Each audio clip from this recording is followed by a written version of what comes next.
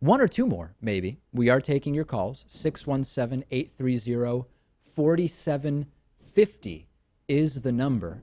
And Lewis, so far, calls from all over the country, a variety of different issues, and it's all really happening. And we will see who is joining me now. Tell us who is this, and where are you calling from? Hey, I'm Sean calling from Thousand Oaks. Thousand Oaks, California, I presume. Yeah. All right. Okay. What can we do for you, Sean? Well, I was wondering, I'm not really a conspiracy theorist, but I think that the election in California on June 7th was a bit closer than it's being said it was. Because I voted in the primaries there, and I was told that as an independent, I couldn't vote in the Democratic primary, which is actually not true. The poll workers had absolutely no idea what was going on, and from what I've heard, at least anecdotally, this is a common thing. People were told that they had to cast provisional ballots if they were independents. So let me see if I understand. I just want to make sure I understand. You're registered to vote in California. You voted before in California. Yeah. Okay. You're unaffiliated or registered independent, correct? Yeah, no party pro. You showed up and you said, I'd like a Democratic ballot, and they said no, independents can't vote on the Democratic ballot. Is that what you were told? Yeah. And you were given a provisional ballot. Well, it's funny because not only did I debate the poll workers, but they debated each other. No one had any idea what the laws were.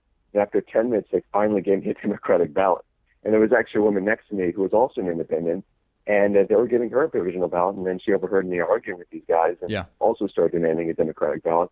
And the thing is that I was looking it up, and I'm not sure how many provisional ballots there are in the state, but just in LA County alone, there's something like 250,000. These things haven't been counted yet, so it's quite possible that Bernie got a ton of votes on these things. The polls had Hillary, I think, at like 1-2 points ahead within the margin of error, but she won by like close to 15 points, I think. Yeah, so two things. Closer. I mean, number one, if what you're saying is true, that's hugely concerning, and it should absolutely be looked into. On the other hand, a lot of people have been pointing out the difference between the exit polls and the actual reported results, and saying the exit polls were not nearly as in favor of Hillary as were the eventual results. I've read the reason for that is Hillary Clinton, as we reported last week, did really well in early voting. So early voters who voted by mail, or early voting hours rather, they were not showing up in the exit polls because they had already voted. And so that could explain that discrepancy. But what you're saying is a whole different story. And if